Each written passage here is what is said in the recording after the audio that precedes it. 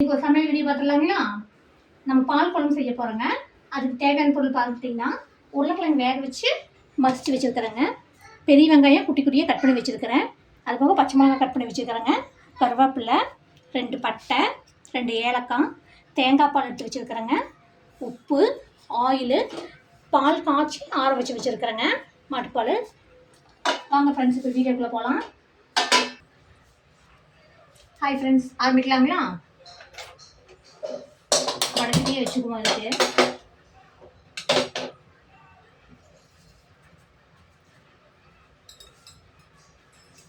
எண்ணெய் 3 ஸ்பூன் ஊற்றிக்கலாங்க. வெங்காயம் வதங்கிறதுக்கு எண்ணெய் வேணும். பட்டை கிராம் ஃபஸ்ட்டு போட்டுங்க. கடுகு போடக்கூடாது. இதுக்கு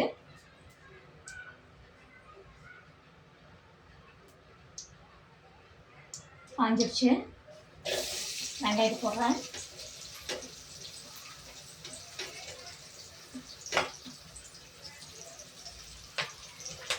கட் பண்ணி வச்சிருந்த எல்லாமே போட்டாச்சு.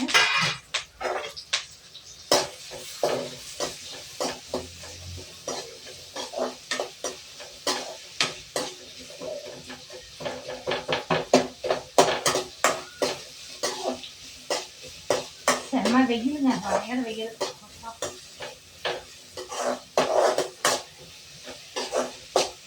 ரொம்ப செட்டிங் ஆகுது.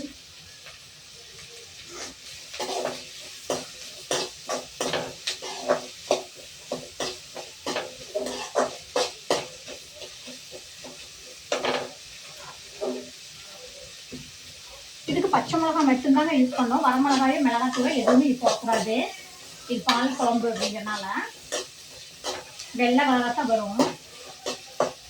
மசாலா தூள் எதுவுமே இல்லை. காரத்துக்கு பச்சை மிளகாய் மட்டும் போடுறோம்.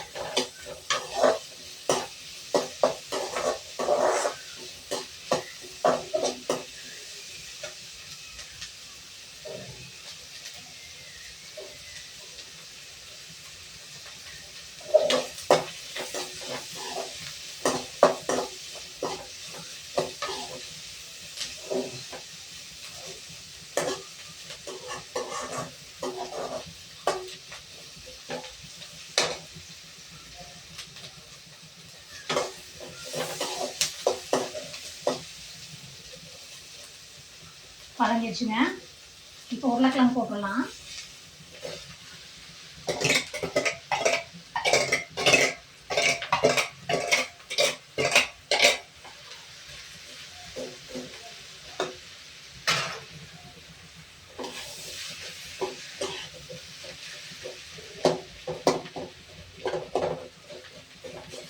கையிலே மசிச்சு வச்சுருந்தேன். ஆனால் இருந்தாலும் உங்களுக்கு கொஞ்சம் பெருசு பெருசாக இருக்குது பீஸு. கொஞ்சம் கட் பண்ணி வைக்கலாம். அப்போ கொஞ்சம் கவாயிடும்.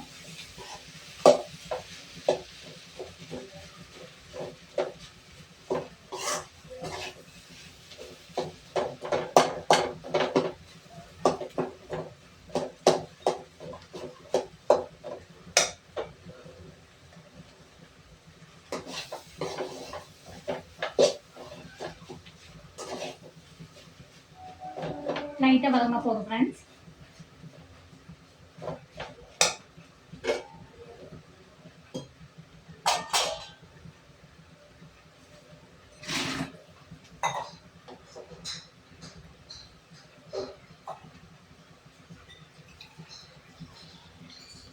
இப்போ இதில் பால் ஊற்ற போட்டுறேன்.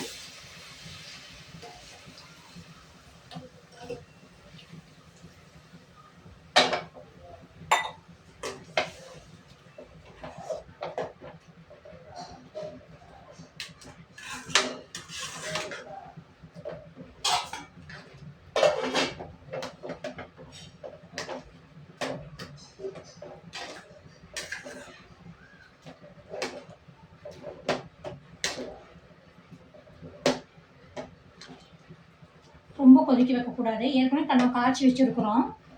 கொஞ்சம் நுடக்கடி வந்ததுக்கப்புறமா தேங்காய் பால் ஊற்றிடலாம்.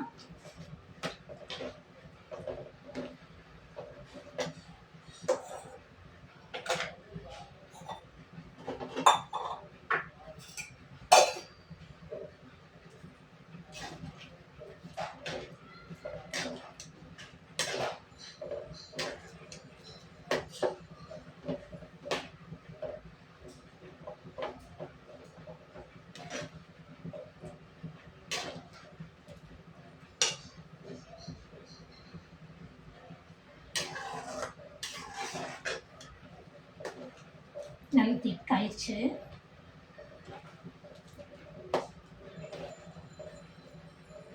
கொஞ்சம் மேலே கொதிச்சு அப்படியே வரும்போது தேங்காய் பால் விட்டு ஆஃப் பண்ணிடணும்.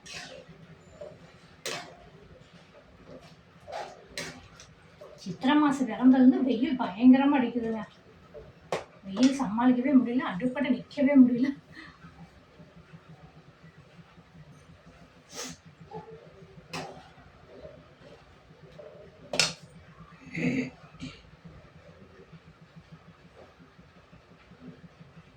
லைட்டாக கொதியுது.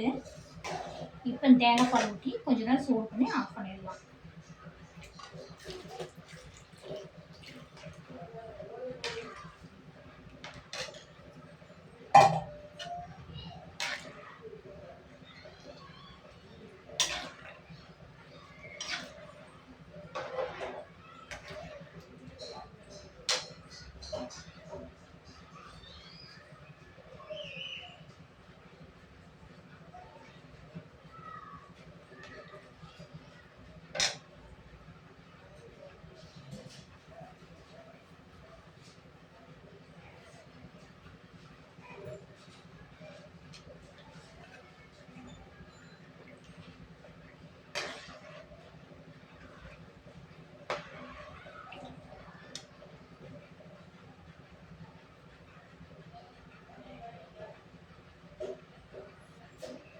ரொம்ப கொதிய வைக்கக்கூடாது.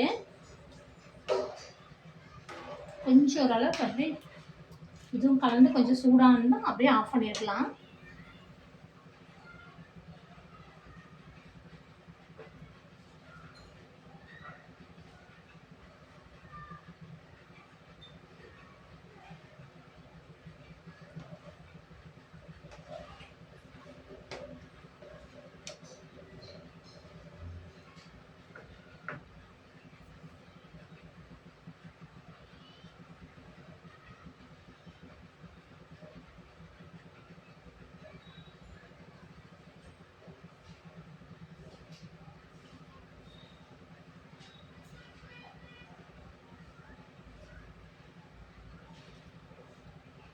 இப்போ தேவையான உப்பு போட்டுக்கலாம் ஃப்ரெண்ட்ஸ்.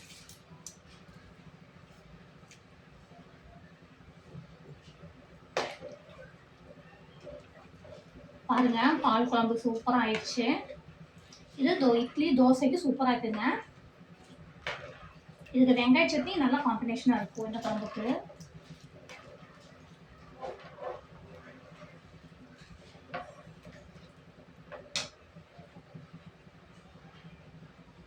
லைட்டாக கொதி வந்துச்சுன்னா ஆஃப் பண்ணிடலாம்.